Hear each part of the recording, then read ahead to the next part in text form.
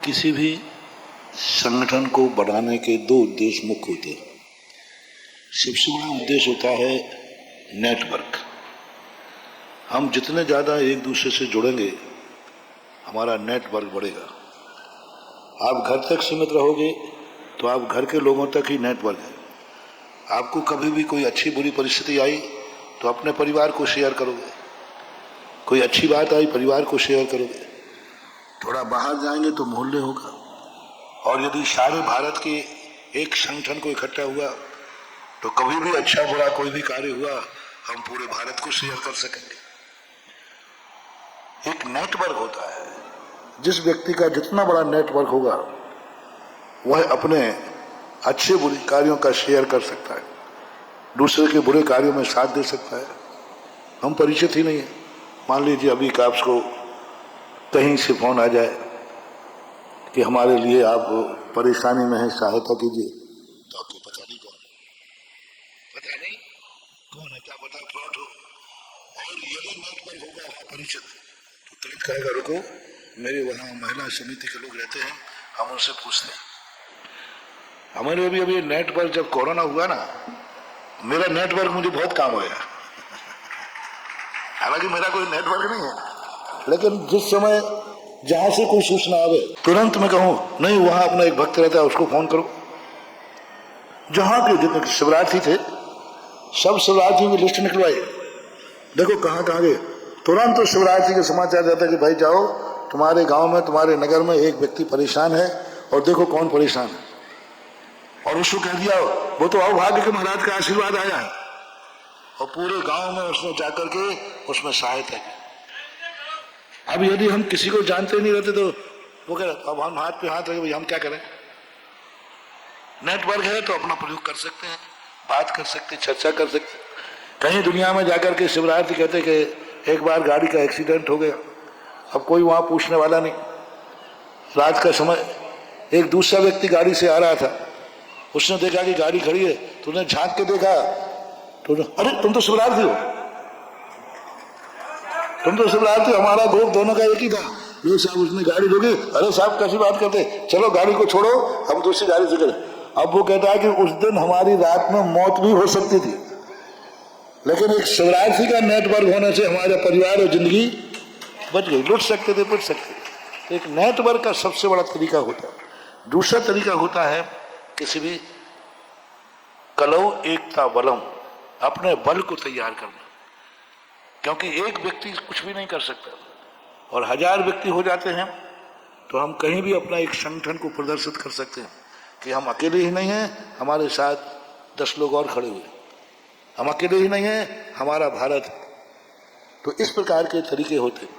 फिर दूसरा जो अभी मैंने कहा कि हम अपने अच्छे और बुरे विचारों का आदान प्रदान कर सकते हैं। यदि किसी का बुरा विचार है और उससे हमारा संपर्क है तो हम उसको समझा सकते, उसको गलत कार्यों से रोक सकते हैं। गुरु और भक्त का संबंध क्या है? यह नहीं है कि गुरु और भक्त हैं। रामायण के अंदर आया है कि गुरु इसलिए बनाया जाता है कि हमारे अंदर कभी कोई बुराई आए तो इस दुनिया में कौन है जो मेरा कान पकड़ के कह सके तुम ये काम नहीं करोगे। रामचंद्र जी कहते हैं कि लोगों ने कहा कि आपको गुरु की जरूरत क्या है, आप तो शुद्ध अवतार हैं।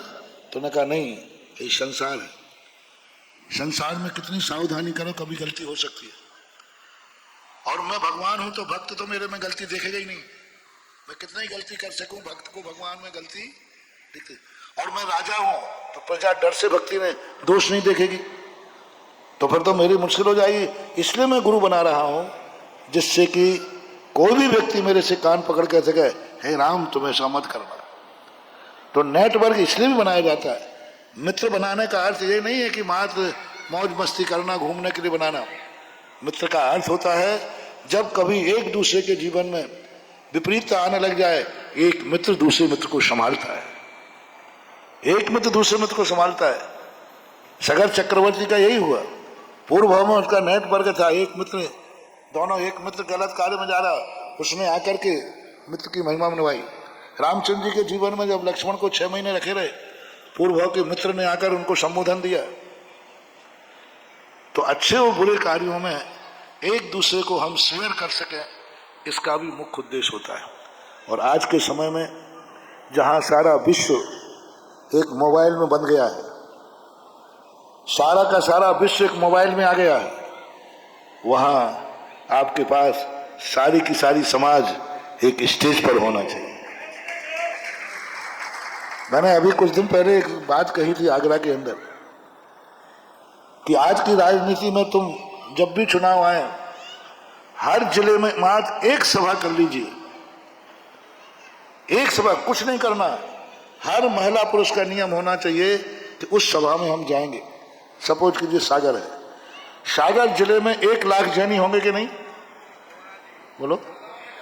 अब 1 लाख जैनी बस चुनाव के समय 3 बत्ती पर एक सभा करने में सारी राजनीति के राजनेता हिल जाएंगे। मात्र कुछ नहीं करना, मात्र राजनीति चुनाव के लिए किसको वोट देना है, इसके लिए हमने ये सभा की। और जहां पेपर मीडिया में जाएगा 1 लाख जैनी इकट्ठे हुए हैं, हिल जाएगा। आज तुम्हारे संगठन के अभाव के कारण 4 बार जीत के आ रहा है एमएलए और मंत्री नहीं बन रहा है, और 1 बार जीत के आया वो मिनिस्टर बन गया। निर्मल जी निवाड़ी वाले 4 बार जीत के आए, शैलेश जी हैं 4 बार जीत गए, और दोनों जैन, बताओ 2 जैन हैं जो 4 बार जीत के आए। ऐसी विषम परिस्थितियों में जीते जहां पार्टी नहीं जीती, उसके बावजूद भी आज उनको एक छोटा सा मंत्री पद नहीं मिला। उस दिन मैं कहने वाला था, दिन क्षमा वाणी थी, एक पद नहीं मिला। क्यों नहीं मिला? क्योंकि हमारे पास यूनियन नहीं है, हमारे पास संगठन नहीं है। हम कोई अपने एक व्यक्ति के लिए संगठित होकर के, आज जब चुनाव हुए थे, यदि हम एक सभा कर लेते तो ना चल जाता कि भाई 1 लाख लोग विरोध में चले जाएंगे, हमें एक जैनियों को पद देना ही पड़ेगा। हर जाति वालों को पद मिल रहा है, आज जाति का समीकरण बन रहा है, और आज सारे भारत में ऐसा जाति का समीकरण बनने वाला है कि आज जितने भी राजनीतिक चुनाव होंगे वे सब जाति के आधार पर होंगे। जब जाति के आधार पर चुनाव चिन्ह हो रहा है तो जैन जाति एक क्यों नहीं हो। इसलिए जैन अपने एक आचार और विचार वालों को एक झंडे के नीचे लाना भी इन सम्मेलनों का अर्थ होता है। तो ये 4 कारण मैंने बताए, और चारों कारणों में जब हो जाता है तो हमारी शक्ति प्रदर्शित होती है। इसके लिए अब जो कार्य करना है हमें यही करना चाहिए कि हम कितना ज्यादा अपना भाग अपने सजाति को दे सकते, कितना दुख हम अपने सजाति का बांट सकते। अपना सुख बांटने के लिए और अपनी सजाति का दुख बांटने के लिए संगठन बनाए जाते हैं। मोटिवेशन अपना सुख बांटने के लिए, मान लो अपने पास कोई सुख है, अपना सुख मैं दूसरों को बांट सकूं, मेरी खुशी दूसरों को बांट सकूं, मेरी अच्छाइयां दूसरों को बांट सकूं, मेरे गुण दूसरों को बांट सकूं, इसके लिए संगठन बनाया जाता है। दूसरों के दुख, दूसरों की परेशानियां मैं कुछ शेयर कर सकूं, इसके लिए संगठन बनाए जाते हैं। संगठन का मूल स्वरूप यह होता है।